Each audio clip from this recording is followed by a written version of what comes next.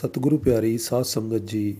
सत्संग वाले दिन डेरे में एक ऐसी घटना हो गई जिसके चलते बाबा जी ने घूर कर देखा और लंगर घर में भी क्या कुछ वापरा, जो कि संगत के लिए भी एक सोचने वाली बहुत ही ज़्यादा ज़रूरी बात है। आज मैं इस वीडियो में इसी के बारे ही आप सभी को बताऊंगा जी। आप सभी से हाथ जोड़कर विनती है कि चैनल को ज़रूर कृपया सब्सक्राइब कर लें जी। आज मैं जो आपके साथ बात शेयर करने वाला हूँ, विनती है कि ज़्यादा से ज़्यादा शेयर ज़रूर करें, क्योंकि हम कुछ ऐसी लगातार गलतियाँ करते आ रहे हैं। हो सकता है कि हमें अपने ही सतगुरु से फिर नाराज़गी का वो माहौल देखना पड़ जाए। दरअसल जब शनिवार का सत्संग चल रहा था और पूरा सत्संग अभी ख़त्म भी नहीं हुआ था, लास्ट में जब पहुंच चुके थे लगभग, तो उसी समय बहनों की तरफ से बड़ी ही ज़ोर ज़ोर से आवाज़ें आ रही थी, आने लग गई थी। और इतना ही नहीं, जब खड़े होकर देखा गया तो बहुत सारी संगत खड़ी भी होने लग गई थी, जो कि अभी तो बाबा जी भी स्टेज पर बैठे हुए थे और हजूर जी भी उसी तरह ही बैठे हुए थे। और इसी के चलते ही जब संगत खड़ी होने लगी थी तो बाबा जी की निगाह भी उसी तरफ ही घूम गई और बाबा जी यह सब देख रहे थे, जो कि बहुत ही गलत बात है, क्योंकि अभी तो सत्संग भी पूरा ख़त्म नहीं हुआ था, सत्संग चल रहा था। और इतनी सारी बातें हमें सत्संग सेंटरों में भी समझाई जाती हैं कि जब तक वहाँ से राधा स्वामी ना बुलाई जाए, सत्संग ख़त्म ना हो जाए, तब तक कृपया संगत अपनी जगह पर उसी तरह बैठी रहा करे जी। यह विनती लगभग हर सेंटर में भी की जाती है। तो इस तरह हमें इन छोटी छोटी बातों में बार बार क्या समझाने की ज़रूरत है। बाबा जी भी हमें बार बार समझाते चले आ रहे हैं, तो हमें भी यह सब शोभा नहीं देता और पूरी सत्संग की मर्यादा को उसकी पालना करनी चाहिए। तो संगत जी, यह हम सबको सोचना ज़रूर चाहिए जी। और कल जैसे कि इतवार वाले दिन बाबा जी ने जब सत्संग फरमाया तो लास्ट में एक हंसी वाला इंसिडेंट भी हो गया था। बाबा जी ने 50 मिनट का सत्संग फरमाया और बाबा जी ने जैसे ही लास्ट में बेनती की अगले सत्संग की, और जब बाबा जी स्टेज से पीछे की ओर जाते हैं तो हम सबको पता ही है कि बाबा जी की रफ्तार कितनी तेज़ होती है।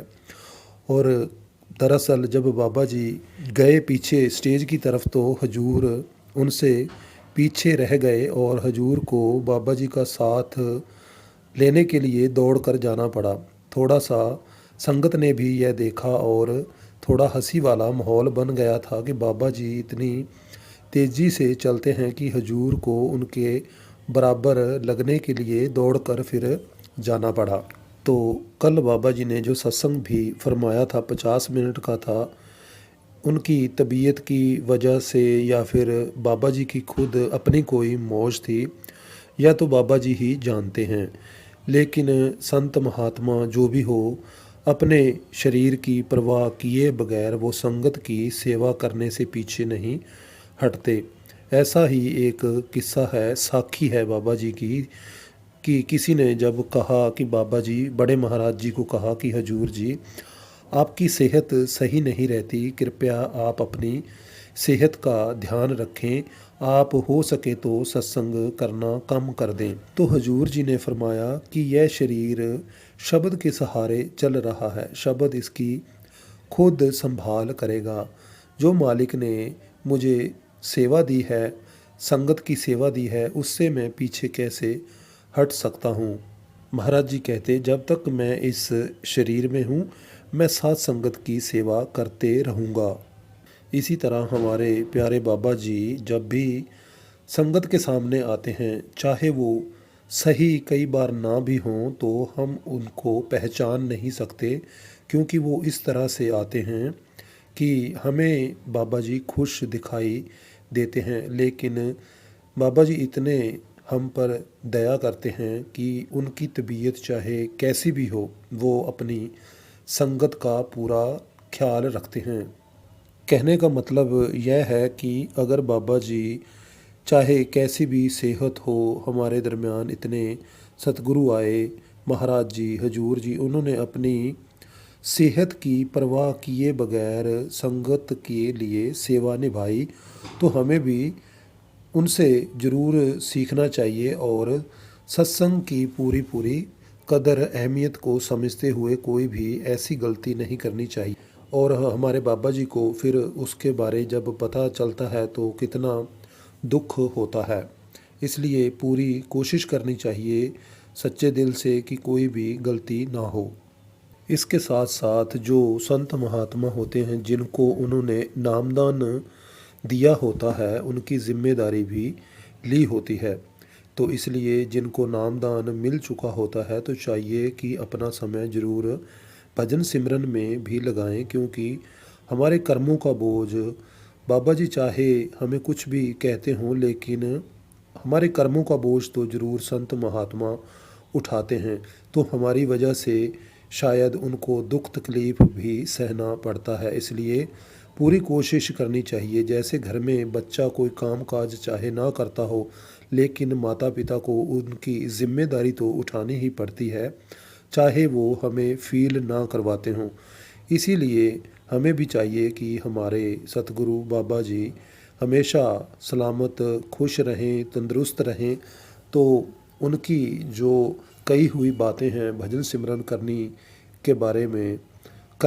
के बारे में उनको ज़रूर मानने की कोशिश करनी चाहिए, ताकि हम सतगुरु की, बाबा जी की सच्ची खुशी हासिल कर सकें। क्योंकि खुशी उनकी जो है वो तो असली जो सेवा है, अक्सर बाबा जी फरमाते हैं सबसे जो उनको सेवा पसंद है वो भजन सिमरन की सेवा है, कोशिश करते रहना चाहिए जी। और इसी तरह लंगर घर में एक सरदार जी, जिनका कि एक हाथ नहीं था, लेकिन उसी हाथ के ऊपर उसने उस बाजू के ऊपर बाल्टी को रखा हुआ था जो हाथ नहीं था, और दूसरे हाथ से वो सब्जी की सेवा कर रहे थे, सब्जी दिए जा रहे थे। तो संगत जी उसको देखकर बड़ा ही दुख भी हुआ और मन में यह ख्याल भी आया कि हम बाबा जी के आगे या उनकी फ़ोटो के आगे खड़े होकर मालिक के आगे मन में कितनी अरदासें करते हैं, कुछ ना कुछ मांगते रहते हैं, लेकिन वो उस भाई साहब को देखकर जो कि सेवा में इतना ज़्यादा मगन था कि जल्दी जल्दी वो अपना सेवा का काम किए जा रहा था। इसी तरह हमें यह विचार ज़रूर करना चाहिए कि जो इंसान इस संसार में आया है, किसी के पास तो कोई अंग भी नहीं है, लेकिन हम फिर भी कोई ना कोई शिकायत करते रहते हैं। हमें मालिक ने यह शरीर दिया है इतना तंदुरुस्ती वाला, इससे बढ़कर क्या हो सकता है। इसीलिए हमें तो सिर्फ सतगुरु की खुशी हासिल करने के बारे सोचना चाहिए और निष्काम भाव से सेवा को निभाना चाहिए, ताकि हम सतगुरु की सच्ची खुशी हासिल कर सकें जी। तो साथ संगत जी, आज की इस अपडेट में बस इतना ही। चैनल को सब्सक्राइब करें ताकि फिर आने वाली एक अपडेट आपके साथ शेयर कर सकें जी।